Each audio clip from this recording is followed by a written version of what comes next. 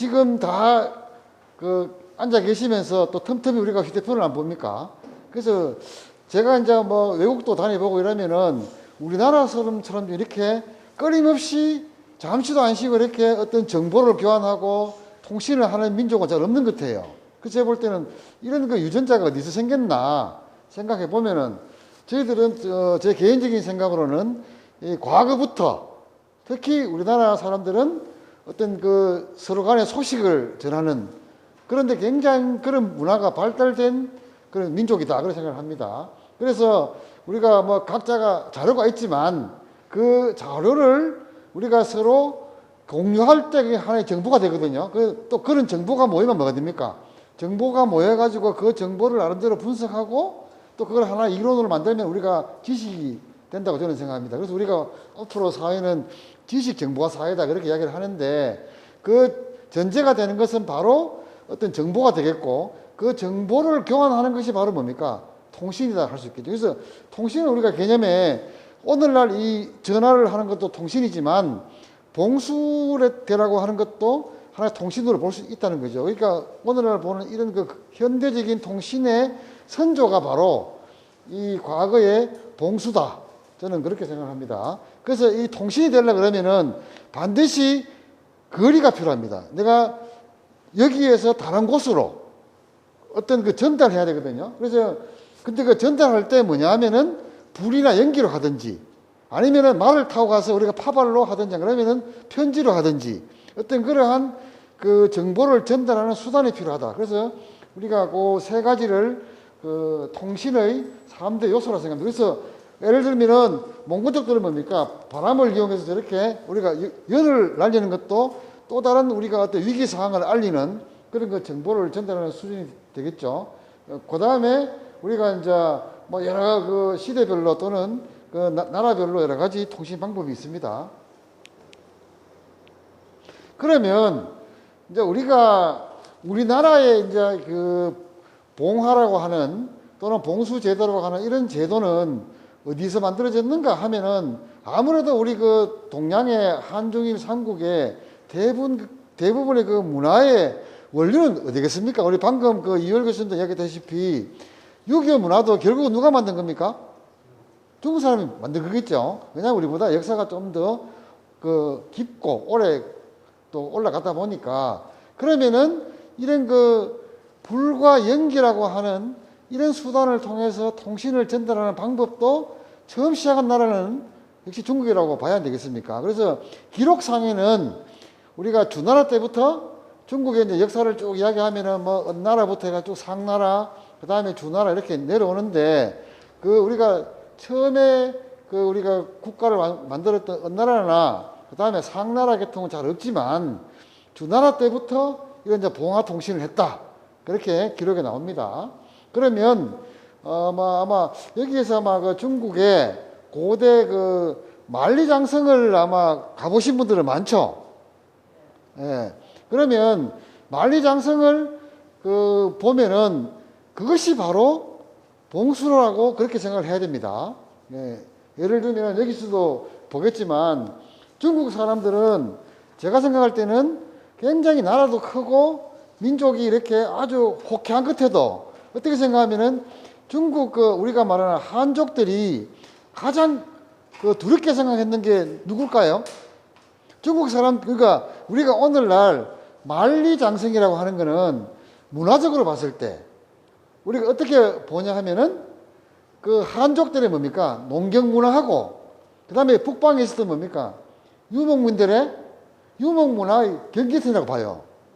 그래서 이 한족들은 쉽게 말하면 농사를 배경으로 하는 한족들은 북방에 있는 유목민들이 계속 이렇게 남하해서 어떤 침략을 하는 것에 대한 대비를 끊임없이 해왔거든요. 그래서 우리가 보면 막 천고마비다 이렇게 들어보셨는데 그래서 유목민들의 문화는 어떻게 생각하면 계속 옮겨 다니기 때문에 굉장히 진취적이고 하는 반면에 우리가 생활적인 측면에서는 굉장히 어려움이 많습니다. 예를 들면 우리가 말하는 의식주 이것이 아무래도 정착 생활을 하는 농업 문화에 비해서는 그게 풍요로울 수가 있겠습니까? 없겠습니까? 없겠죠. 그죠? 그러다 보니까 이 사람들은 예를 들면은 충분히 목축을 하고 나면 겨울이 되면은 뭡니까? 자기들이 필요로 하는 그러한 그다음 의식주를 구하기 위해서 어디로? 남쪽으로 계속 내려온다 이거죠. 그래서 중국 사람들이 북쪽에 있는 유목민들을 통틀어서 우리가 무슨 민족으로 봤습니까? 들어보지만 흉노족이다. 흉노족이라고 하는 어떤 특정 부족을 이야기한다기보다는 북방에 사는 전반적인 그 유목민들을 통칭해서 부르는 말이다. 그렇게 봅니다. 그래서 그 용어를 만든 사람도 누굽니까? 중국 최초로 역사책을 만든 사마천이라고 하는 사람 들어보셨죠? 그 사기에 이 흉노라고 하는 용어를 처음 썼고, 그 다음에 그 사마천이 흉노의 그 당시 생활을 적어놨기 때문에 우리 흉노족들의, 원래 흉노족들은 이렇게 문자 같은 게 별로 없기 때문에, 기록이 없기 때문에 별로 그 사람들의 그 생활상을 알 수가 없는데, 그 사마천이 자세하게 적어놨기 때문에 우리가 흉노라고 하는 그런 문화를 우리가 알 수가 있는 겁니다. 그래서 우리가 볼 때는 중국 사람들의 우리가 왜 4대 문명이 되냐 하면은 제 개인적으로 생각으로는 역시 중국 사람들의 위대한 점은 뭐라고 봐야 되겠습니까? 저는 생각할 때 문자라고 생각합니다. 그러니까 우리가 오늘 한자를 쓰잖아요. 그러니까 이게 문자가 발견이 우리가 생각을 하면은 자기들이 만들어져야 그걸 통해서 기록도 하고 우리가 말로 하는 거는 오래 남지를 못 하잖아요. 그러니까 문화가 드디어 시작이 된다고 생각합니다. 저는 그 모든 문화의 기본은 뭐라고 해요? 문자라고 생각합니다. 이게 글자가 만드는, 우리가 4대 문명 대부분 보면 그 나름대로 고유한 문자가 있거든요. 이걸 기록을 해야 그 다음에 그게 역사가 되고 남겨지고 경험이 계속 축적이 돼서 계속 어떤 발전을 해 나갈 수 있다고 생각합니다. 그래서 뭐 제가 딴 데로 가는데, 그래서 이 흉노족들이 우리가 보면은 겨울만 되면 자꾸 자기들의 생필품을 구하러 내려오니까 그걸 막아야 됩니까? 안 막아야 됩니까? 막기 위해서는 뭐가 필요하겠습니까? 장성이 필요하겠죠. 근데 이 장성이 길이가 우리가 생각한 이상으로 굉장히 깁니다. 우리가 지금 보는 북경 주위에 가는 그 장성은 시대가 한참 떨어진 언제 거예요? 명나라 시대 거고, 과거 우리가 말하는 더위 때 우리가 한나라 들어봤죠? 한무제라고 하는, 우리가 그 당시에 만들어진 건 대부분 우리 서역 지방에 가면 이렇게 볼 수가 있어요. 그래서 이게 원래 흙으로 만든 장성이 먼저거든요. 그러면은 중국이 최전성기 때 인구가 한 얼마쯤 될까요? 지금 우리가 뭐 10몇 하지만 그때 인구가 얼마밖에 안 되냐면 한 5천만 밖에 안 돼요. 그러면 그 작은 인구를 가지고 이 긴 장성을 지킬 수가 있습니까? 없습니까? 못 지키겠죠? 우리가 중국 땅이 넓다 보니까, 땅이 넓다는 말은 그만큼 이게 수비하기도 방어하기도 굉장히 힘들어요. 어디로 내려올 줄 알고. 우리가 만약에 있잖아요, 한족들이 예를 들면은 유방이라고 하는 사람이, 우리가 이제 항우하고 이게 가지고 통일했잖아요. 그러니까 통일하고 난 다음에 누가 그 당시에 있었냐면은 흉노족들이 굉장히 그때 흥기할 때예요.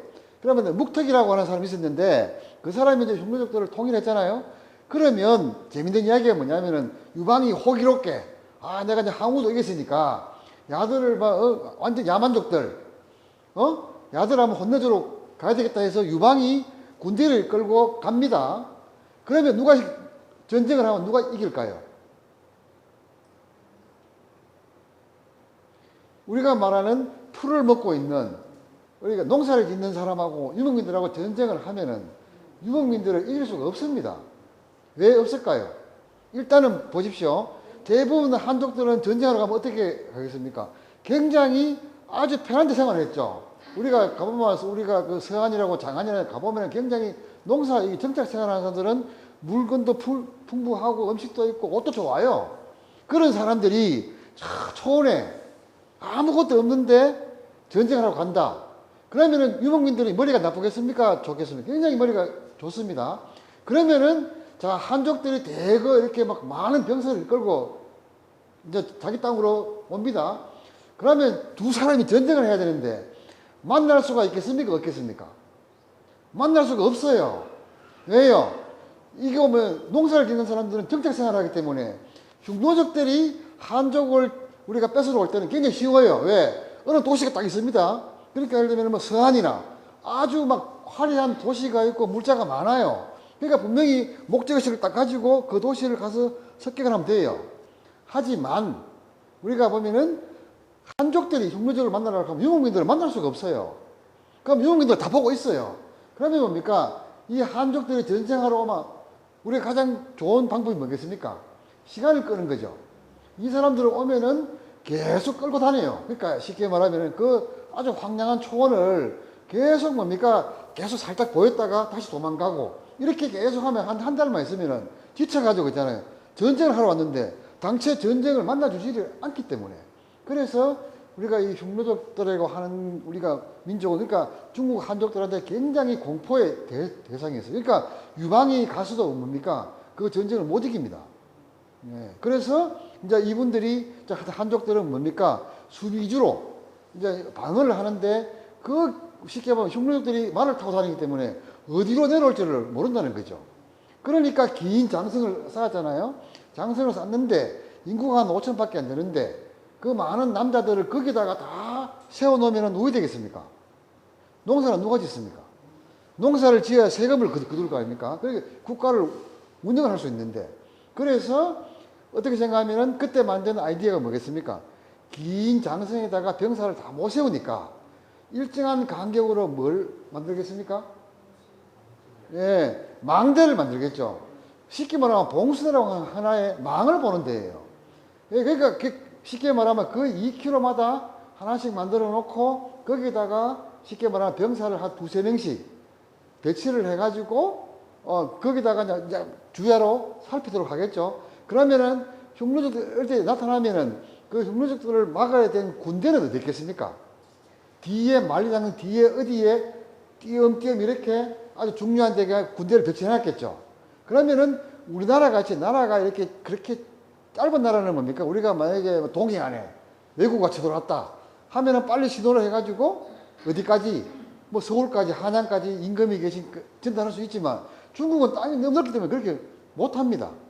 그러면 대부분 뭡니까? 주요 부대가 그 쉽게 말하면 말장에 쭉 있으면은 그 뒤에 주요 부대가 쭉 있어요. 그러면 거기까지만 신호를 하면은 그 부대들이 항상 준비하고 있다가 어디서 왔다 하면은 그걸로 나간다는 거죠. 그러니까 우리하고는 조금 통신 개념이 다르지만 하여튼 그러한 측면에서 여기 보시면은 여기 뭐가 보입니까? 장성이 보이죠? 그 다음에 여기 뭐 보입니까? 봉수대가 보이죠? 여기에 이렇게 이게 2km마다 장성을 따라서 계속 가고 있습니다. 그래서 이게 한나라 때는 아직까지 이게 흙으로 만들기 때문에 물론 이제 중국 문화는 우리는 돌 문화고 중국 문화는 흙의 문화입니다. 이게 보면 이렇게 흙을 가지고 대부분 뭐 벽돌을 구워서 우리가 아까 전도를 이야기하셨죠. 이거 흙을 구워서 우리는 대부분 돌을 잘 다루어요. 그래서 우리는 이제 돌의 문화인데 여기 보시면은 이때만 하더라도 이 성벽이 그렇게 여기 보시면은 이게 뭡니까? 흙은 자꾸 무너질 수 있죠. 그래서 이게 뭡니까? 부역 공법이라 그래가지고 갈대와 한층 쌓고 흙을 쌓고 이렇게 해가지고 우리가 높은 토성을 만듭니다. 그렇다고 이게 좁으니까 여위에다가 봉수대를 못 얹어요. 그러니까 이게 장성과 봉수대가 뭡니까? 좀 떨어져 있습니다. 이렇게 해서 쭉 이렇게 만들어서 뒤에 하고 있다. 그래서 이거는 제가 다음에 어려운 이야기이기 때문에 다음에 또 말씀을 드릴게요. 그래서 제가 이제 가보면 이렇게 여기가 이게 한나라 때 거예요. 이거 한무제가 만든 거거든요. 지금으로부터 2000년 전에 우리가 말하는 뭡니까? 고조선 시대에 만든 우리나라 이런 오래된 봉수대 유적은 없습니다. 여기는 거의 뭡니까? 황량한 사막이기 때문에 비가 거의 안 와요. 여기서 우리가 황사 같은 게 이제 발원하는 데거든요. 우리가 봄 되면 오는 황사가 여기서 옵니다. 여기 보면 이렇게 아주 2000년 전에 봉수대가 그대로 남아 있어요. 터가. 그래서 제가 이거를 내몽구 지역인데 저기를 아마 국내에서 간 사람 잘 없을 겁니다. 제가 이걸 가서 조사를 한번 해봤는데 그러면은 개념은 이렇습니다. 이게 쉽게 말하면은 자 이거는 이제 우리가 그림으로 뭐 문제가 있습니까? 이걸로 느끼시면 편하시고 한번 누르면 뒤로 갑니다. 이거 지금 빼뿌 가지고 이게 그래서 제가 하는 겁니다. 예. 그자 보시면은 저쪽에 흉노족이 이렇게 오죠. 오면은 이게 장성이 있죠. 장성이 있으면 여기서가 뭡니까? 이렇게 아까 봉수대가 있죠. 그럼 여기에서 이렇게 그러니까 사실은 한나라 때는 연기와 불로 한 건 아닙니다. 우리가 대부분 보면 좀 이따 내가 말씀을 드리겠지만 우리가 쉽게 말하면 조선시대 봉수대는 낮에는 뭐예요? 연기. 낮에는 불 올리면 안 보여요, 불이. 그러니까 낮에는 연기를 올려야 되고, 밤에는 뭡니까? 불이죠. 그러면 우리가 쉽게 생각하면, 아, 낮에 연기 올리고, 밤에는 불을 올렸겠다. 그렇게 생각할 수 있겠죠. 그러면은, 낮에 연기를 올리는 일이 쉬울까요? 어려울까요? 어렵습니다. 여러분들 그거 쉽게 생각하잖아요. 그러니까 연기를 올린다는 것은 제가 좀 이따가 말씀드렸지만 과학입니다. 왜냐하면 연기라고 하는 건 뭡니까? 봉수대가 거의 조선시대 봉수대를 제가 전국을 다 조사해 봤는데 해보면은 평균을 해보면 봉수대 간의 간격이 한 10km가 돼요. 그러면 지금도 우리가 낮에 가면은 겨울 되면 바람이 많이 불죠? 그 10km 뒤에서 연기가 올라가는데 이게 연기가 똑바로 올라가겠습니까? 바람만 조금만 불면 이게 다 퍼지죠? 안 보여요. 그래서 보면 우리가 실록 같은 데 보면은 끊임없이 그 이야기를 해요. 앞에는 분명히 올렸다 하는데 뒤에서는 못 봤다는 거라. 그러면 이거는 굉장히 큰 문제거든요. 그래서 우리가 한나라 때만 하더라도 주로 이게 우리가 연기를 사용해서 신호를 보낸다는 거는 굉장히 어려운 기술이고, 그 다음에 의외로 밤에 불은 쉬워요. 밤에 깜깜하잖아요. 그때는 이거 햇불 올리는 거는 멀리서 봐도 잘 보이거든요. 낮에 연기가 문제예요.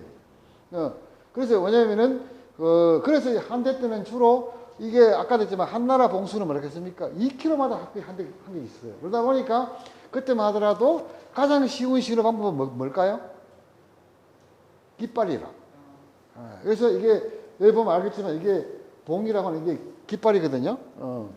그런 의미를 뒀습니다. 여기 제가 다음에 또 말씀을 드리고. 그래서 하여튼 이렇게 하고 아까도 보셨지만 여기에 보면 자 이게 장성입니다. 이 까만 선이 장성이고 이 장성 안에 2km마다 하나씩 봉수대가 있죠. 그러면 저 뒤에서 흉노적이 오면 여기서 계속 자기들끼리 신호를 보내서 뒤에 큰 부대가 있죠. 여기 보면은 이게 부대입니다. 이 부대가 있는데 여기 아까 했지만 봉수가 있으면 저기 흉노가 있으면 이쪽에서 계속 보고 있다가 이게 까만선 여기 장성입니다. 긴 장성이 있고 저기서 보고 있다가 일로 해가 섬을 보내 여기에 큰 본부가 있어요. 여기 있는 이게 기병대가 있잖아요. 여기서 이제 온다면 출격을 하는 거예요. 이렇게 해서 방어를 했습니다. 이런 여러분들이 그래서 이게 이제 명나라 때 오면 기술이 더 발전하겠죠. 그러면 이제 만리장성이라고 하는 거는 곧 다시 말하면은 봉수대를 연결한 거예요. 정확하게 말하면은 여기 보시면은 이게 전부 다 이게 뭡니까? 이게 봉수대라는 거지. 이제 명나라 때 오면은 중국에서 명나라 때 오면은 급격하게 늘어나는 기술 중에 하나가 뭔 줄 압니까? 벽돌을 굽는 기술이 늘어납니다. 이게 굉장히 늘어나면서 이제는 성을 뭐로 쌓는다? 이제 벽돌로 쌓기 시작한다. 이게 한나라 때까지는 대부분 아까 봤죠? 집과 흙을 이렇게 갈대와 흙을 그대로 쌓는 그런 수준이었고 이때가 되면은 규모도 커지고 이제 이래 되니까 벽돌을 그러니까 여러분들 벽돌 문화라고 하는 거는 중국은 가보면 탑도 뭐로 만듭니까? 전탑이라 해서 벽돌탑을 만들죠. 이건 이제 우리나라 와서는 대부분 석탑이 되고 또 나무가 아주 많은 일본에 가면 대부분 목탑이 되고 역시 목조 건축은 제가 볼 때는 우리나라보다는 일본이 훨씬 더 나무가 더 풍부하다 보니까 우리 그 재료가 따라가줘야 되거든요. 자, 그래서 우리나라 봉수는 뭡니까? 신호 방법은 아까도 낮에는 연기, 밤에는 불을 조금 어렵게 좀 고상하게 이야기하면은 주연야화다 이렇게 이야기합니다. 그래서 우리나라는 막 기록으로는 삼국시대부터 아마 있었지 않나라고 그렇게 이제 추정을 합니다. 하지만 현재 우리나라에서 삼국시대 봉수라고 하는 건 없고 제가 볼 때는 요즘 이제 전라도 지역에서 이제 가야시대 봉수라고 하는 데 있는데 저는 거기에 대해서 조금 의심을 가지고 있습니다. 자, 그래서 이제 이 봉수 제도가 가장 발전하게 된 것은 언제일까요?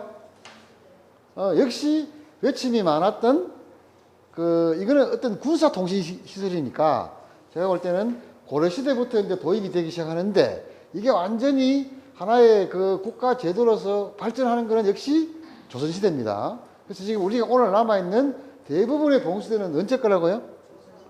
조선시대 봉수대죠. 그러면은 조선시대 봉수대도 우리가 있잖아요. 고려시대까지는 주로 쳐들어오는 적이 어디였을까요? 북방입니까? 남방입니까? 북쪽이죠, 그죠? 우리가 말하는 뭐 거란족, 몽고족, 뭐 여진족 전부 다 북방에서 왔겠죠. 그게 이제 고려 말부터 이제 서서히 외국들이 오기 시작하면서 이제 이 남방이 이제 중요해지는 거죠. 그러다 보니 여러분들께서 보신 것처럼 처음에 봉수대도 이제 처음에는 어디를 우리가 이제 봉수대는 크게 노선이 5개입니다.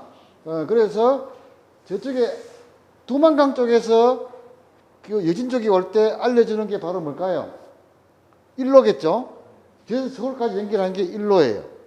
그 다음에 두 번째로 적이 많이 온 데가 됩니까?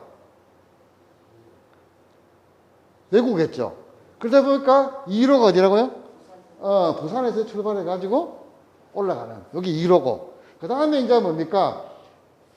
이 압록강 쪽에서 내려올 수 있겠죠. 이게 3로고, 그 다음에 해안 쪽으로 4로가 있어요. 예, 그 다음에 또 5로는 이게 또 외구를 대비한 건데, 이거는 주로 전라도 쪽에서 여수 돌산도에서 출발해가지고 서해안을 올라가는 이게 5로입니다. 총 우리는 노선상으로 보면 몇 개 노선이라고요? 5로 노선인데, 그러면은 저기 특히 이제 고려 말부터 가장 마역이 의외로 우리가 보면은 조선시대에 와갖고는 북방에서 오는 적은 그렇게 많이 없었는데, 어디서 마오기 시작합니까? 이 남해안 외구들이 막 우리가 보면 굉장히 막 그 침략이 잦죠. 그러다 보니까 이제 이 2로를 굉장히 많이 보완을 해요. 그러면 외구가 항상 부산으로 올까요? 어디로 올지 모른다는 거지. 그러다 보니까 이 경상도에는 특히 뭐냐면은 동해안과 이 남해안을 따라서 이 노선이 촘촘하게 만듭니다. 그래서 경상도가 가장 그 봉수대가 많아요. 아주 그러니까 전라도는 노선이 하나밖에 없습니다. 굉장히 심플하고 이 경상도는 굉장히 외구가 주로 우리 임진왜란 때도 마찬가지지만 주로 이 남해안에 상륙을 해야 서울을 가든 어디든 전라도를 가든 침입을 할 거 아닙니까? 그러다 보니까 이 경상도의 봉수대를 굉장히 노선을 많이 만들고 굉장히 그러니까 우리가 보면은 그래서 구분을 하면은 이렇습니다. 이렇게 제가 빨간 걸로 끄는 거 있죠. 이걸 우리가 직봉이라 그럽니다. 그러니까 지금으로 말하면 고속도로 가장 메인 노선이 있고 그 다음에 이 사이로 굉장히 우리가 보면은 뭐 가덕도, 거제도, 남해 쫙 올라갈 노선이 여러 개 있죠. 이런 노선을 우리가 뭐냐면은 직봉에 대한 그걸로 감봉 그 사이에 있는 노선이라 그래서 경상도는 2로 직봉 노선이 있고 2로 안에 감봉 노선이 많다.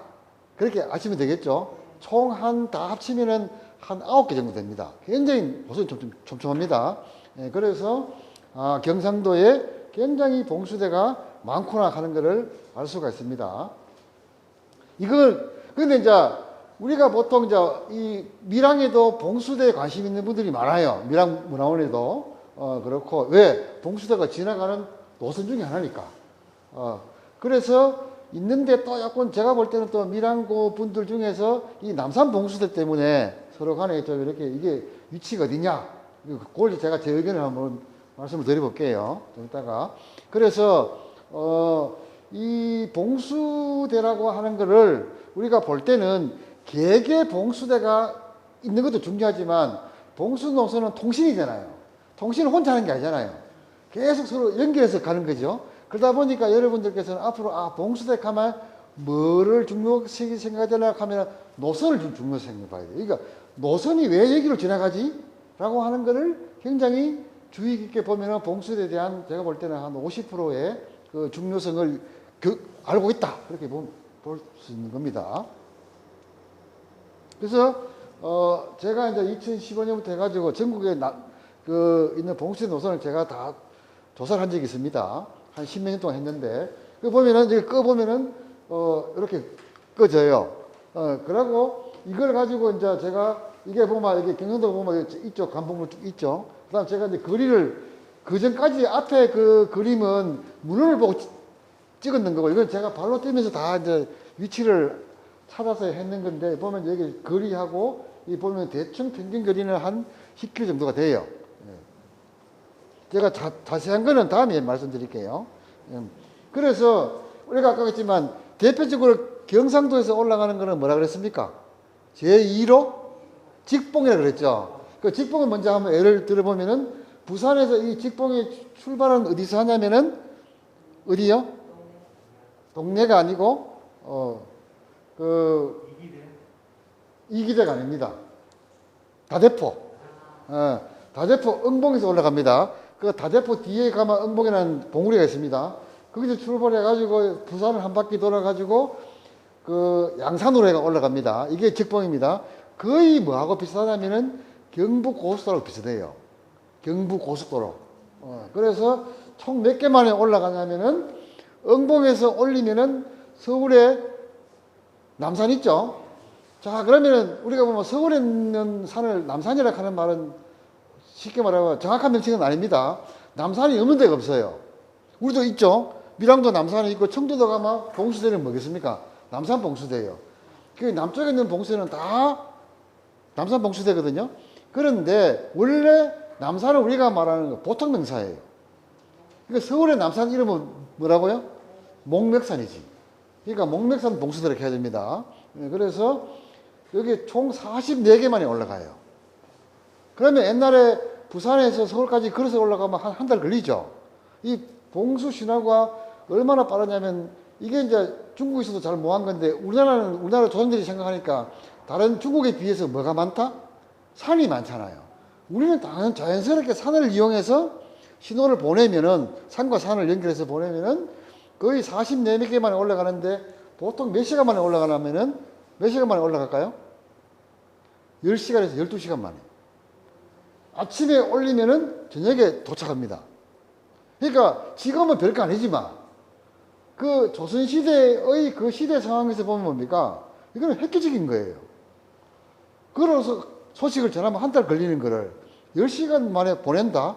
이건 굉장한 거겠죠? 그래서 올라가는데 이걸 제가 요거는 거리입니다. 요 두 봉수대 간에 거리를 좀 제가 통계를 내보면은 확실히 요런 통계가 나오는데 대부분 평균이 얼마라고요? 10km고. 그 다음에 뭐 이걸 시간당으로 따지면 희속이 나올 수 있겠죠? 그러니까 경부고속도로 전체 거리가 부산에서 한 439km 되고 경부고속도로는 416km니까 거의 거리도 비슷하죠. 오늘날. 그래서 여기에 몇 개 고을이 참여를 하냐면은 이 직봉으로 그러니까 22개 고을이 여기에 다 이 봉수를 올리는데 참여를 하고 있어요.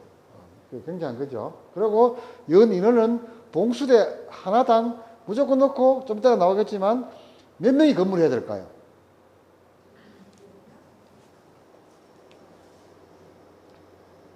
자, 그런데 이제 아까 좀 이따가 내가 이제 왜냐면은 봉수대는 신호가 5거제이기 때문에 무조건 넣고 5명은 매일 거기에 근무해야 돼요. 그래서 그런데 이제 밀양에도 내가 좀 이따가 말씀드리겠지만 그러면은 조선 500년 내내 봉수 제도를 거의 뭐 전쟁 그 기간 이런 걸 했는데 그러면은 봉수 제도를 조선 초기부터 했는 거를 끝날 때까지 한 번도 안 바꿨을까요? 조금씩 위치를 바꿀까요? 위치를 바꿨습니다. 조금씩. 왜냐하면은 이게 해보면은 요 산보다는 차라리 이쪽 산이 더 나을 수도 있고 그 다음에 노선도 조금 이쪽 노선보다는 이쪽 노선이 더 나을 수가 있겠죠. 사람이 경험하는 게 있으니까. 그래서 그 경험을 반영해서 조금씩 바꿀 수밖에 없다는 거예요. 그럼 예를 들면 그래서 아까도 그랬지만 시대에 따라서 조금씩 봉수 노선이 위치를 좀 바꾸는 경우가 많습니다. 예를 들면은 이런 겁니다. 새로 또 만들기도 해요. 자, 한번 보십시오. 여기가 이제 부산에서 이를 봅시다. 자, 쭉 올라가가지고 이게 가갖고 서울까지 안 갑니까? 가면은 정조 때 정조가 서울의 수도 도성을 놔두고 자기 아버지 사도세자 때문에 그렇지만 새로 또 성 하나 더 만들었죠. 거의 우리가 말하는 뭐 행정수도처럼 어디를 만들었습니까? 수원화성을 만들었잖아요. 그렇죠? 수원화성을 만들면 어떨 때는 임금이 어디에 있습니까? 서울이 아니고 어디 와 있죠? 수원화성에 와 있잖아요.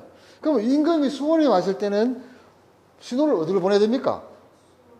수원으로 보내야 돼요. 임금이 지금 서울에 안 있기 때문에. 그렇잖아요.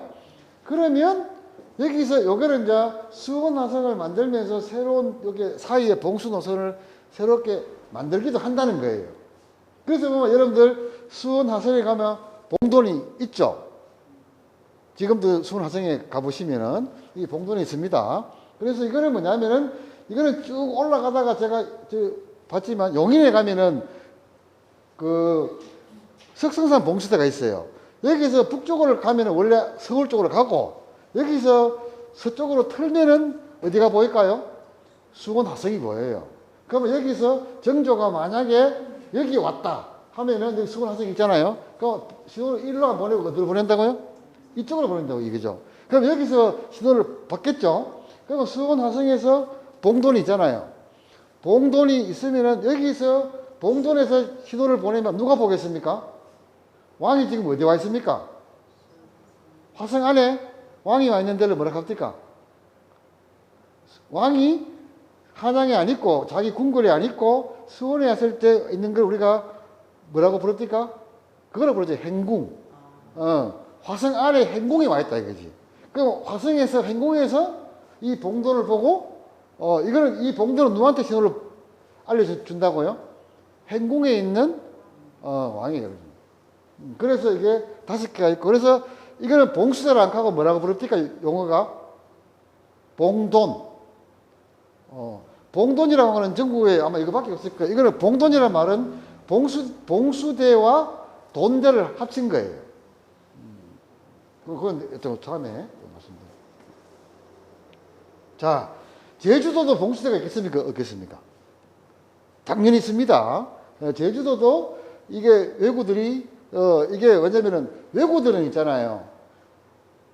가장 외구들이 많이 간 곳이 어딜까요? 우리나라보다는 중국을 더 많이 갔습니다. 우리나라에 약탈하는 거는 빙산의 일각이고 어디로? 중국에 가면 이게 땅이 넓잖아요. 그러니까 우리나라가 가지고 있는 여러 가지 그 물건보다는 중국에 가지고 있는 비단이라든지 도자기라든지 뭐 이런 것들이 훨씬 더 풍부하겠죠. 그죠? 그러면은 이 외구들은 항상 어디로? 우리나라는 약간 징검다리택이에요. 그러면은 그 제주도를 거쳐서 이렇게 가든지 해서 주로 강남 지방 있잖아요. 그러니까 명나라 시대 때 중국의 이게 우리가 말하는 황해잖아요. 해안 도시는 거의 초토화가 됐다고 보면 돼요.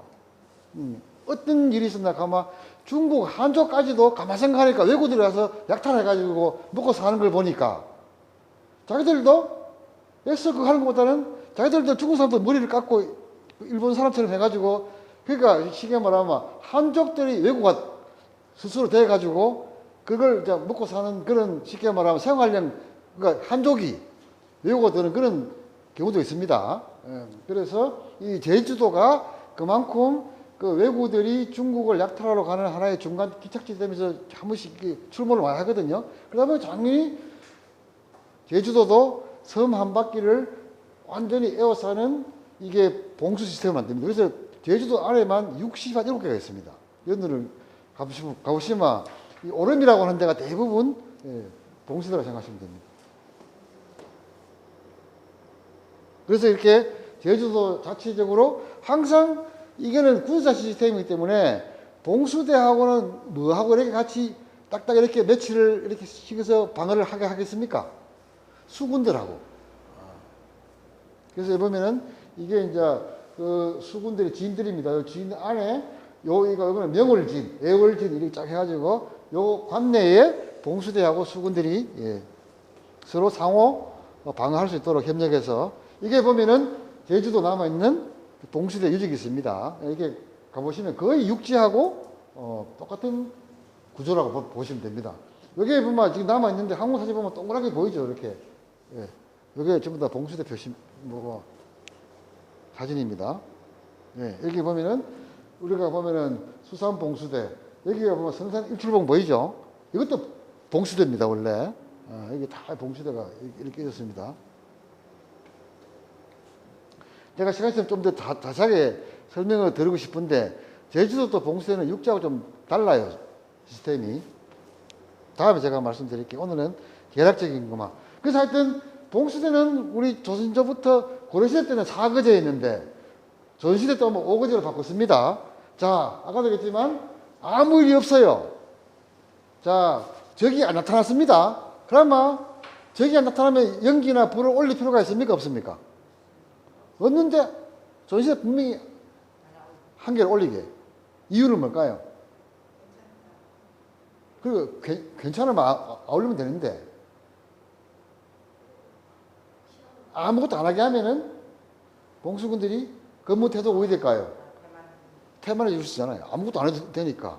그래서 아무 일이 없다는 그걸로 무조건 하루에 하나를 올려라. 그래서 하나가 올라가면 우리가 그 당시에 아무 일이 없다는 거잖아요. 그래서 연기가 하나 올라가거나 불이 하나 올라가는 것을 조선시대에 뭐라고 불렀겠습니까? 평안화. 평안을 알려주는 불빛이라는 거지. 그래서 우리가 평안화를 불렀습니다. 적이 나타나면 몇 개요? 2개. 그 다음에 적이 접근하면 3개. 우리하고 전쟁을 시작하면 4개. 우리가 졌어. 그래갖고 적이 이제 본격적으로 상륙을 해가 공격을 한다 그러면 몇 개요? 5개. 그러니까 이걸 하나씩 하려고 하면 5명은 올라가야 될 거 아닙니까? 그래 관리하는 사람이 항상 있어야 되겠죠. 네, 그래서 우리가 이렇게 그래서 우리가 아까 노선도 몇 개요? 크게 5개 노선이고 그 다음에 이 각각의 또 봉수 신호도 몇 개요? 5개. 그러면은 이 봉수대가 서울에서 다 모이겠죠. 아까 무슨 산이에요? 목멱산에 모이면은 총 서울 남산에는 목멱산에는 봉수대가 남산 안에 몇 개 있었을까요? 5개 있죠. 왜냐하면 일로 봤는데 아까 저 두만강에서 내려오는 거를 하나 봤는 데가 있고 그 다음에 어디요? 경상도에서 올라오는 거. 그 다음에 압록강에서 올라오는 거 2개. 그 다음에 전라도에서 올라온 거. 그러니까 총 5군데가 있는 거라. 각각의 군대에는 몇 개가 또 통이 있을까요? 5개씩 있지, 통이. 아시겠죠? 그래서 한말에 외국 선교사들이 와서 본 조용한 아침의 나라라는 그 책을 보면은 그 선교사들 전부 다 대부분 그 책이 여러 권 있는데 보면은 뭐라고 적어놨을까요? 조선이라는 나라를 오니까 밤마다 남산에서 뭘 한다? 불꽃놀이를 한다 이거예요. 왜냐하면 아침에 올리면 어두워지면은 남산에 올라가잖아요. 그러면은 그걸 갖다가 굉장히 그 서울의 야경의 어떤 특이한 점으로 이렇게 자기들이 가봤을 때 밤마다 이렇게 뭐 불을 올리는 그런 특이한 자기들 그 선교사들 눈에는 굉장히 그게 이색적으로 보였는가 봐요. 그런 기록이 있습니다. 자, 그래서 이제 봉수 제도를 만들겠죠. 우리가 이제 우리가 밀양에 있는 봉수든 어디에 봉수든 대부분 봉수 제도는 그 뭐냐면은 다 비슷하다고 봐야 돼요. 왜 그럴까요? 이거는 자, 아까 봅시다. 향교나 이런 건 조금씩 다를 수가 있어요, 지역마다. 그런데 봉수는 뭡니까? 국가적인 시스템이죠. 그것도 아까도 봤지만 매일 합니까, 안 합니까? 매일 하고 거의 1년 내내 봉수군이 거기서 살고 있어요. 아까도 했지만 5명이 한 조를 일해가지고 보통 한 5일에서 그런 각 지역은 좀 틀리는데 일주일씩 가서 거기서 상주하면서 근무를 합니다. 그 집을 지어놓고. 그래서 어떻게 생각하면은 봉수제라고 하는 신호는 굉장히 군사통신이라고 하지만 그 봉수대를 운영하는 사람은 누굽니까? 이 지역의 백성들이에요. 그러면 그 신호를 보는 사람도 누굴까요? 우리가 보는 거. 그러니까 아주 공적인 거란 거지. 그러니까 저는 개인적으로 생각할 때 우리가 뭐 양반집도 있고 뭐 여러 가지 뭐 중위집도 있고 하지만 주택은 어느 문중의 이야기지만 이 봉수대는 뭡니까?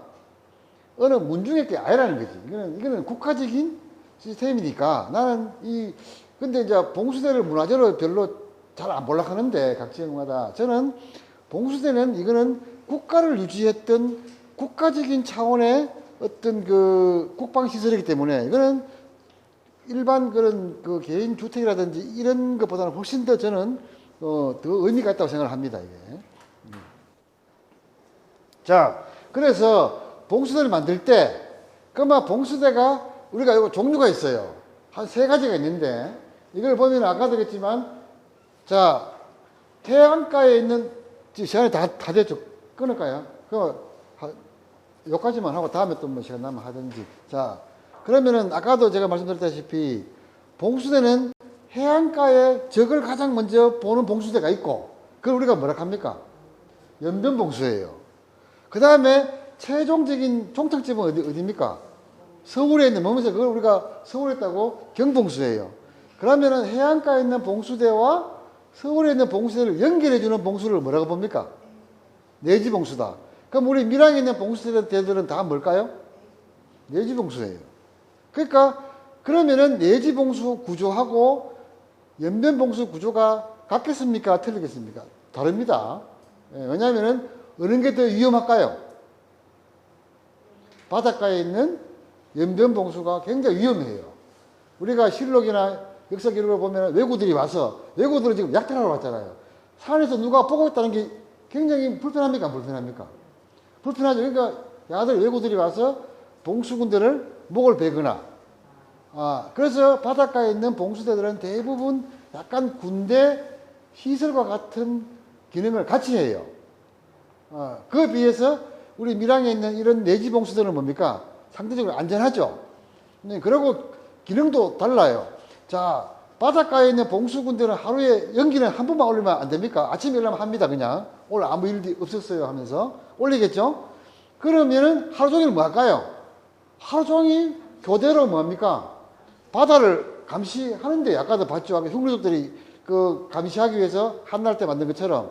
그러니까 봉수대 기능은 신호를 보내는 게 1차 목적이 아니고 1차 목적은 뭡니까?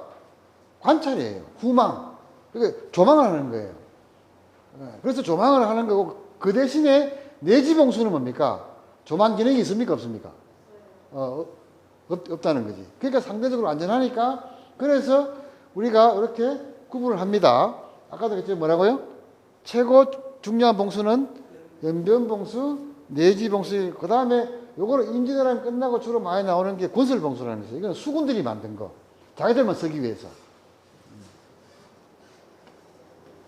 자, 그러면은 봉수대는 신호를 한테 보낸다, 그죠? 신호 만드는 거다. 봉수군들이 생활하죠. 그럼 집이 있습니까? 없습니까? 있어야 돼요. 그럼 내가 요거만 연변봉수까지 하고 끝낼게요. 자, 그러면은, 자, 처음에 봉수대를, 그러니까 우리가 고려시대 봉수대보다 왜 조선시대 봉수대가 중요하냐면은, 고려시대는 이제 처음 시작할 때니까 조금 시스템이 아직 정비가 안 됐는데, 조선시대 때는 굉장히 체계적으로 하려고 하겠죠. 그러면 그 체계적으로 하려고 했던 왕이 누굴까요? 세종이. 우리가 볼 때는 조선시대에 내가 봐서 세종과 같은 왕이 한 명만 더 있었어도, 나는 정말 좋은 나라 만들었다 생각하거든요.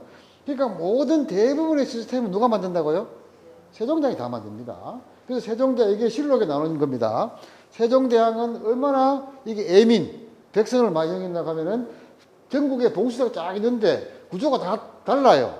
그러니까 자기들 신호가 잘 안 맞겠죠. 그래서 세종대왕이 친히 연변봉수는 이렇게 만들어라 하면서 이걸 우리가 연변연대 조축 지식, 딴 말은 뭐 말은 긴데 딴 게 아닙니다.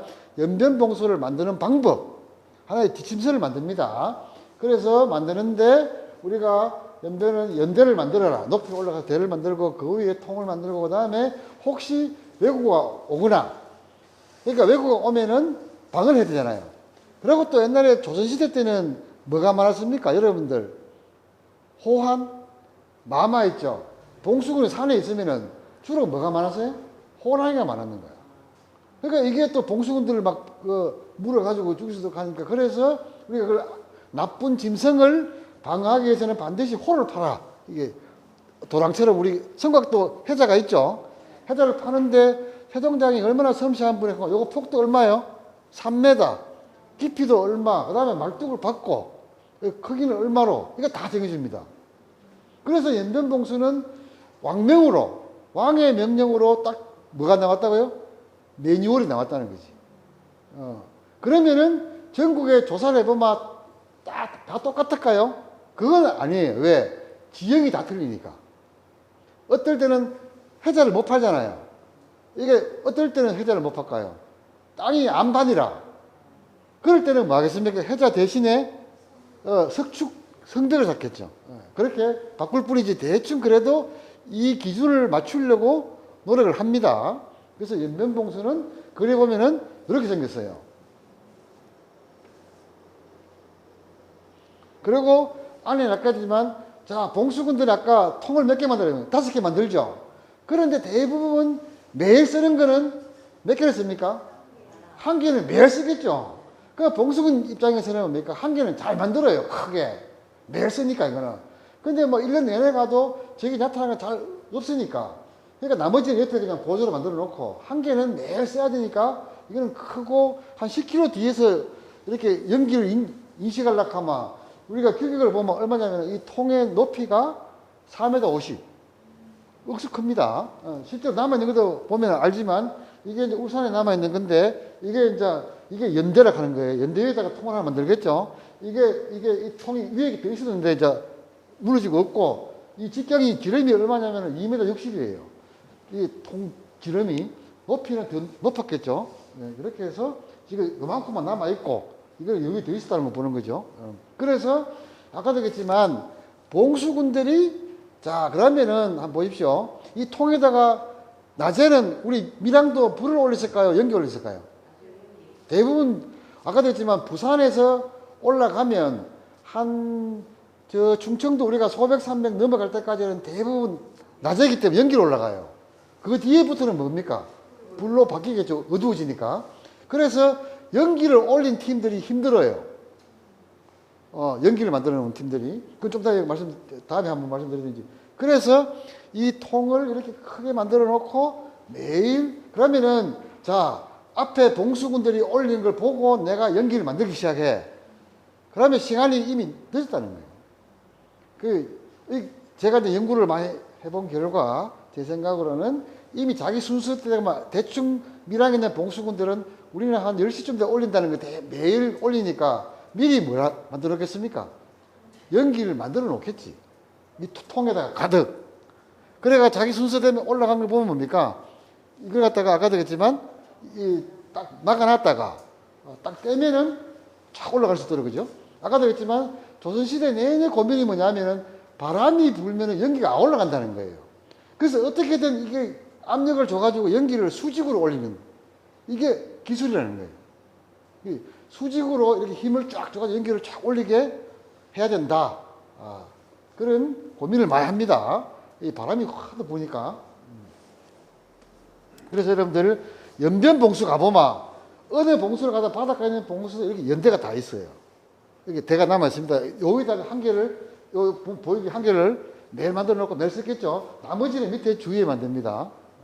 근데 이런 연대가 이게 지름이 한 10m 됩니다. 이 대위에 올라가고 봉수군이 계속 바다를 보고 있는 거예요. 그러면 내지 울산 같은 데 이게 있을까요? 없을까요? 저보다 밀양 같은 데는 이 필요 없습니다. 저 옆 보면 보이죠?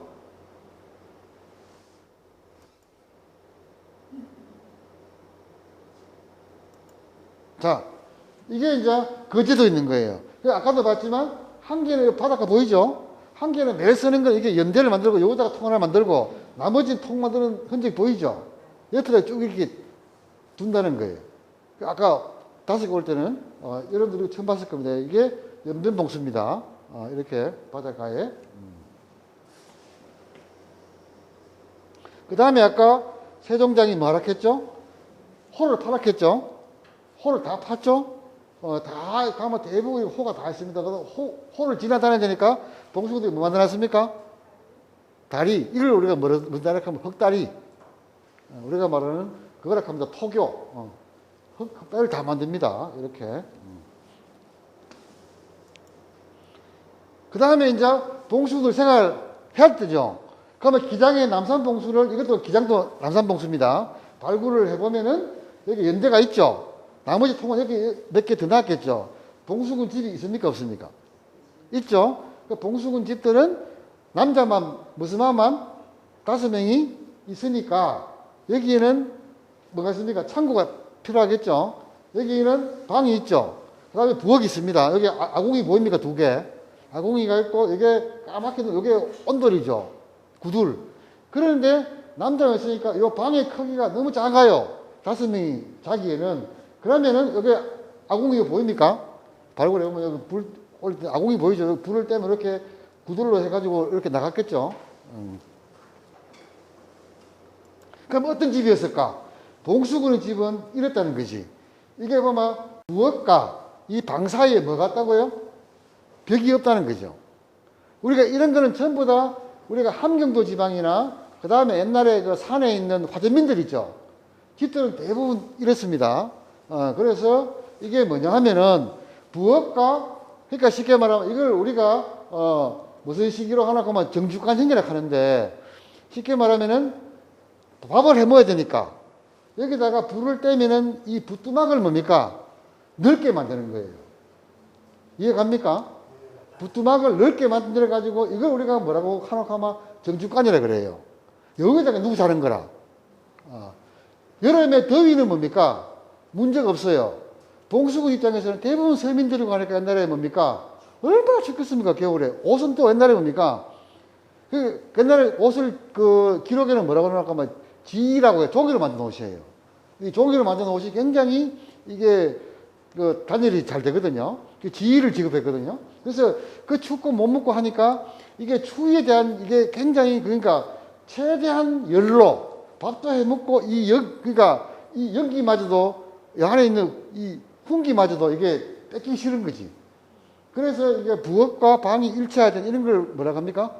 정주간형이다. 그렇게 이야기합니다. 그래서 이거는 어디서 많이 했나 하면 안동지방에 가도 이런 집이 많아요. 정주간, 이거 북쪽 산간지방에 추운 데는 다 대부분 이런 집입니다. 그래서 이거는 남해 각산봉수예요. 각산봉수도 발굴을 해보면 똑같아요. 부엌, 방, 창고. 그래서 여기는 이게 보면 여기는 지금 막 대박이 났어요. 여기 케이블카 만들어가지고 각산에 뭡니까 창선대교 있잖아요. 그 바로 뒷산에 있거든요. 여기 봉수군 집도 여기 봉수대 있잖아요. 이것도 이제 복원 하나 해놨어요. 제가 가서 좀 도와줬는데. 자, 이렇게 전국에 연변봉 사례가 많다. 하여튼 연변봉수는 그리 보면은 아까 세종장이 만든 원칙은 이렇지만 홀을 파고 옆에 봉통을 놓고 한 개에 매서는 건 두고 봉수군 집은 밑에 조금 떨어져서 이렇게 만든 이런 형식이 이게 무슨 봉수? 연변봉수 바닷가에. 자, 그 다음에 밀양과 같이 뭡니까? 내지봉수. 내지봉수는 뭡니까? 세종장이 아까도 했지만 얼마나 좋으신 왕이고 하마 또 백성들이 고생할까 싶어가 내지봉수는 연변봉수처럼 만들지 마라 그랬어요. 좀 더 여기는 그렇게 위험성이 없으니까 뭐 이렇게 연대를 만들거나 이럴 필요 없다. 그냥 단순히 뭐만 알아? 통만 그냥 5개 나가 써라. 연대 그거 만들려고 하면 돌을 갖고 막 축들을 쌓고 해야 되니까 그거 백성들이 그 필요 없는 거 괜히 해가지고 그 하다 여기서 분명히 나옵니다. 이게 뭡니까? 축대를 쌓지 마라 했어요. 혹시 고생할까 싶어가. 축대 쌓을 필요 없다. 그 대신에 상첨하되 위에는 뾰족하고 밑에는 평평한 그런 통을 높이는 얼마? 열척을 넘지 말게 해라. 뭐 이런 식으로 굉장히 섬세하죠. 그래서 이렇게 해서 이제 그 지도에 보면 이렇게 이게 북한에 있는 영변에는 약산봉수 그걸 그린 건데 여기 보면 나오죠. 영구로 이게 아까 지금 그냥 통만 몇 개요? 하나, 둘, 5개 나오죠. 영구로라고 적어놨죠. 꿀뚱하고 연대는 닿지 말아 했겠습니까? 그리고 이건 제가 일제시대 찍었는 건데 이번에 찍었는 거 보면 이게 통 남아 있는 거 보이죠? 사람 크기하고 비교해 보면. 그래서 이제 발굴해 보면 이렇게 이게 서울에 있는 천림산 봉수대 성남에 있는 거 통이 몇 개 나옵니까? 하나, 둘, 셋, 넷, 5개 나오죠? 그 다음에 이렇게 해놨어요. 그리고 방호벽을 쌓고, 이거는 창녕에 있는 겁니다. 여통산 봉수도 통이 쭉 이렇게 있습니다. 그 다음에 이거는, 청주에 있는 겉대산 봉수, 이것도 내지봉수입니다. 내지봉수인데 뭡니까? 이것도 발굴해갖고 통이 하나, 둘, 셋, 넷, 5개 나왔죠? 그럼 지금 이렇게 복원했는데 내가 볼 때 이 통이 너무 작아요. 이래갖고 시키 뒤에서 안 보여. 이거 잘못 복원했다고 생각합니다. 크기만은. 그 다음에 이제, 그래서 내지봉수는 그리 보면은 이런 식이 돼야 된다는 거예요. 그 봉수에 살지 반드시 우물이 있어야 돼요. 물을 먹어야 되니까. 자, 그리고 이제 아까 적겠죠? 이게 다 올라가면 어디요? 서울이라. 이게 보면 적어놨죠? 목맥산이라고. 이 목맥산이 몇 개가 있다고요? 하나, 둘, 셋, 네 개, 5군데가 있는 거라. 그럼 여기서 매일 다 올라오죠. 전국에서. 경상도에서 올라오고, 전라도에서 올라오고, 두만강에서 다 오잖아요. 그러면 이게 무슨 궁입니까? 경복궁이죠. 경복궁의 앞에 가면 무슨 거리가 있습니까?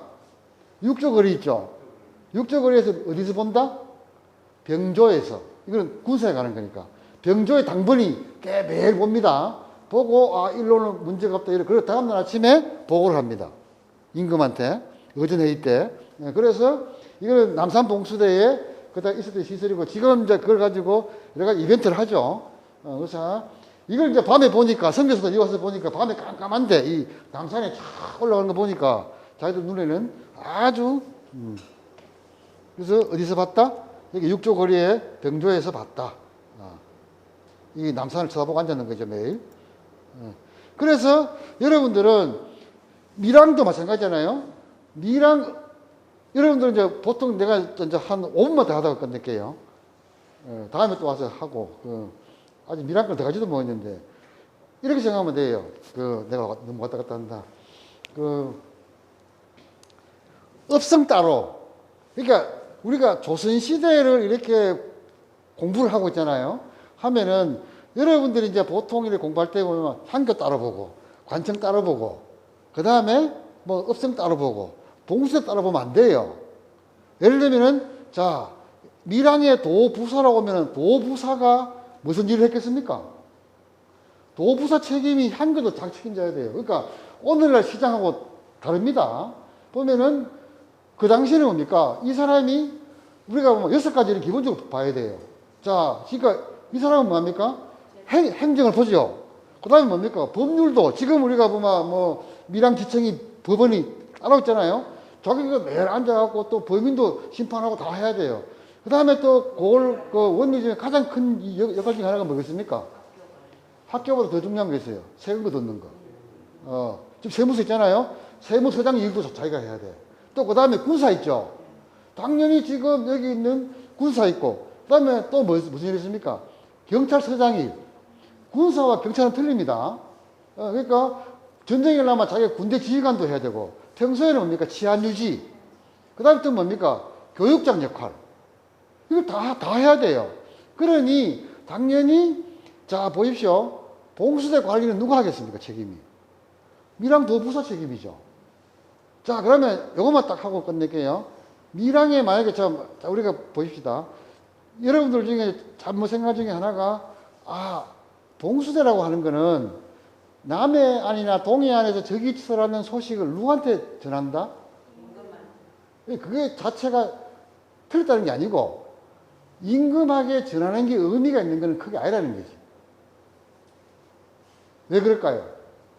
조선시대 군사 제도를 알아야 돼요. 조선시대 임금한테 알려봤던 서울에 있는 군대는 누구를 지키기 위한 군대겠습니까?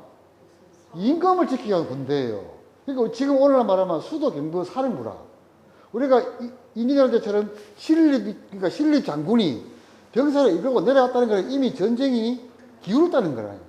그 군대는 누구를 지키는 군대다? 그러니까 서울 왕을 지키는 군대인데 그 군대가 그러면 조선시대 때는 군사 제도가 어떻게 되었을까요? 조선시대 인구가 작아요. 이 작은 인구 가지고 우리가 들어봤죠. 병농일치라고. 16세부터 60세까지는 무슬만들은 태어날 때부터 뭡니까? 군역의 의무가 있어요. 그러니까 이 사람들은 다 군대 가면 농사를 못 짓잖아요. 그런데 이 사람들은 평소에 농사를 짓다가 실제 군대 가서 몇 명 있겠죠. 그 사람 생계비를 내가 대주는 거라. 세금을 좀 내가. 실제로 뭐냐면은 네가 군대 가고 나는 농사를 지을래. 그 대신에 이 사람 농사 지으면서도 신분은 뭡니까? 군인이지. 그러니까 1년에 한 번씩 모여서 훈련을 해요. 어디서 했을까요? 밀항은. 여기 삼문동 있죠, 여기. 그 지도에 딱 그려놨어요. 거기서 훈련한다고. 그래서 그러면 고을 수령이 뭡니까? 1년에 한 번씩은 군복 갈아입고 사람 다 못 와야 돼요. 못 와가지고 훈련을 시켜야 돼요. 알겠습니까? 그러니 조선시대 경상도 봉수대는 모든 고을을 다 지나갑니다. 누구한테 알려줄까요? 전쟁이 일어났다고 저기 쳐들어왔는 거를. 각 고을에 있는 고을원님한테 다 알려줘야 돼요. 그럼 고을원님은 매일 그 쳐다봐요. 그러니까 밀양역에서 뭡니까? 동원에서 어디 봉수를 매일 보고 있을까요? 남산 봉수를 매일 보고 있지. 그리고 남산 봉수가 만약에 봉수군이 농대에 쳐가지고 뭡니까? 안 올렸어. 그러면 누가 목이 날아갈까요? 부사 책임이니까. 그러니까 이게 여기 읍성하고 봉수대는 한 몸이라는 거지. 그렇게 봐야 돼요. 그래서 예를 들면 전쟁이 일어나면 부사가 밀양에 있는 솔직히 아까 했죠. 우리가 그 군 액이라 하는데 아까 액면 그대로 안 합니까? 밀양에 편성되어 있는 다 호구 조사를 다 해요. 그래 해가지고 밀양에는 장정 몇 명이 군인으로 편성되어 있으면 그 사람 다 모아야 돼요. 모으면은 그래도 얼마 안 돼요. 그러면은 뭡니까? 당연히 조선시대 때는 그 고을마다 장정을 못 와봤던 몇 명 됩니까? 안 됩니까? 안 되죠. 그거하고 전쟁을 못 해요. 그래서 경상도를 몇 개 단위로 묶겠죠. 그러면은 뭡니까? 우리가 말하는 전령, 중령, 후령이 있어요. 그러면은 경상좌도는 우리가 낙동강이잖아요. 낙동강, 밀양은 경상좌도입니까? 우도입니까? 지금은 여러분들께서 우리가 현대와 갖고 경상남북도로 구분하잖아요. 조선시대 때는 왜 구분했겠습니까? 좌도, 우도로 구분했고, 임금이 갔을 때 동쪽에 있는 거, 임금의 좌측에 있는 건 뭡니까? 낙동강이, 그때는 경상도는 낙동강이죠. 낙동강 경전에서 밀양은 뭡니까? 경상좌도라. 저쪽에 우리가 진주 쪽은 뭡니까? 경상우도고. 경상좌도의 지역을 세 개로 나눴습니다. 그래서 무슨 진관이냐면은 경주진관, 그 다음에 대구진관, 그 다음에 어디요? 안동진관. 세 개입니다. 그래서 지금은 여러분들께서 경상남도 소속되어 있지만 당연히 조선시대 때는 밀양은 어느 진관에 속해 있을까요? 아닙니다. 그렇죠. 대구진관입니다. 밀양, 청도, 그 다음에 경산, 자인 쭉 있죠. 하양 이쪽은 10개 고을을 대구진관으로 다 모이라 이거지. 그 다 모여야 한 10,000명 정도가 돼요. 그 전쟁할 수 있어. 그래서 쉽게 말하면은 밀양은 당연히 대구, 군사적으로는 대구 권역이에요. 그러니까 경주 권역은 뭡니까? 우리가 말하는 동네 알죠? 부산, 기장, 포항, 여기까지 전부 다 그 경주진관. 저쪽에 애천하고 있잖아요. 그쪽은 다 안동진관. 그래서 쉽게 말하면은 우리가 그걸 갖다가 진관 체계라 하는데 처음에 어디서 막아야 된다 외국가 오마? 경주 진관에서 먼저 막아야 돼. 경주 진관에 뚫리면 어디예요? 대구 진관. 대구 진관에 뚫리면 안동 진관. 그 다음에 또 충청 넘어가면 또 진관이 있겠죠. 그런 시스템입니다. 그래서 이 밀양을 지나가는 노선은 어디로 노선이 갈 수밖에 없습니까? 대구 쪽으로 갈 수밖에 없어요. 그래서 여러분들이 이 대구, 그러니까 굉장히 제가 보면 성곽이라든지 이런 거 보면은 밀양은 굉장히 조선시대 대구권하고 굉장히 비슷해요. 지금은 여러분들이 경상남도니까 부산으로 심리적으로는 더 가깝다 생각하지만 조선시대 때는 경상남북도가 있잖아요. 그냥 다 경상도니까. 예. 그래서, 그렇게 있습니다. 그래서 아까도 했지만 이걸 내가 왜 보여주나 하면 이런 식으로 원양을 예를 들면 원양 읍성이 있잖아요. 읍성이 있죠? 그럼 여기 바로 뒤에 반드시 뭐가 있습니까? 봉수대가 있는 거라. 왜? 원양 현감은 계속 저게 원양에 있는 부르사람 봉수 저걸 쳐다보고 있지. 그래서 이걸 가지고 우리가 관리를 한다는 거 아시겠죠? 그래서 조선시대 때는 그냥 비가 온다. 비가 오면은 봉수군 여기를 몰리잖아요. 거기에 대비해서 항상 읍성과 봉수대 옆에는 뭐가 있겠습니까? 여기 있습니다. 파벌로 띄우기 위해서. 내가 연기를 지도를 못 보내면 누가 간다 대신 말을 타고 파벌로 간다는 거지. 그래서 우리가 조선시대 때는 따로 보면 안 된다는 거죠. 항상 봉수대, 역, 읍성, 관하 뭐 이런 것들은 같이 한 세트예요. 그렇게 봐야 밀양이 잘 보일 겁니다. 아마. 그래서 내가 오늘은 내가 볼 때는 지금 굉장히 저도 이거 한 3시간짜리인데 그래서 이게 아마 하루 만에 하기에 사실 무리예요.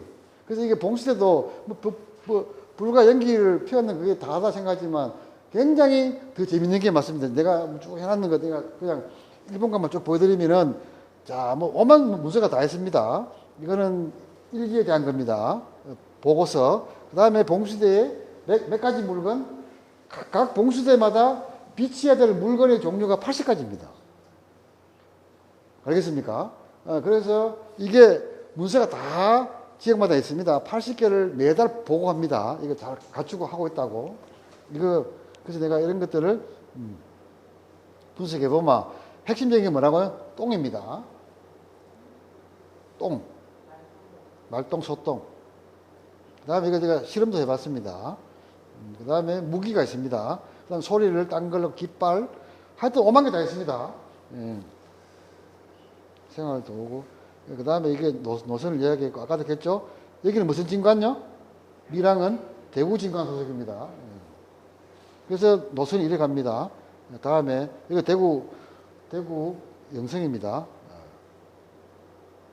이게 밀양입니다. 여기 보면 분명히 여기다가 뭐라고 적어놨습니까? 그거 적어놨죠. 여기 삼분동택인데 여기다가 그거 적어놨죠. 교장. 여기 아까 이호석 교수도 보여줬지만 교장이 뭔지 압니까? 이게 각 지역마다 교장들을 이렇게 해놨습니다. 이게 훈련장입니다. 병사를 모다가 이쪽에서 훈련을 시킵니다. 이거는 딴 데도 있습니다. 또 딴 지도에 보면 아예 뭐라고 적어놨냐고 하면 그걸 했습니다. 진장, 진을 쳐가지고 진법을 그러니까 전쟁은 있잖아요. 내 개인적으로 칼싸움 잘하고 활 잘 쏘고 그래 전쟁하는 게 아닙니다. 우리 지금 막 군대 가도 오늘 뭐 합니까? 그거 하죠. 제식훈련. 전쟁은 집단과 집단의 싸움이기 때문에 장군이 A팀 과거에 한번 보십시오. 남자가 아무리 힘이 좋아도 2시간 이상 전쟁을 할 수 있겠습니까? 하나 팀을 나누겠죠. A팀 먼저 하고 또 B팀 싸울 때는 A팀이 쉬고 있고 그렇게 그대로 그런 거 들어봤죠. 막 하객진. 그러니까 다 모아가지고 진법을 훈련시킵니다. 개인적으로 막 칼싸움 잘하고 이게 중요한 게 아닙니다. 부대를 어떻게 편성할 거냐 이런 겁니다. 이 지도는 뭐 다 알다시피 그래서 이거 교장이라는 이걸 그러니까 역사는 아는 만큼 보이거든요. 이게 어느 고을 지도 보면 대부분 교장이나 진장하는 게 딱 적어놨습니다. 이게 여기서 훈련시켰구나 아십니다. 그래서 이게 봉수대가 몇 개 있다고요? 백산, 남산, 성황, 분황, 밀양에 4개 있는데 내가 볼 때는 가장 잘 남아있는 거는 저 밀양 유천에 있는 분황 봉수 가장 잘 남아있습니다. 이거는 2개는 손을 대포 가지고 이미 다 했고 오리지널 있는 거는 분황 봉수입니다. 자, 그래서 이거 다음에 제가 또 밀양은 시간 나면은 한번 부르시면 더 자세하게 제가 봉수에 대해서 한번 말씀드리겠습니다. 오늘 그러면 이걸로 지금 해가지고 마치도록 하겠습니다. 네.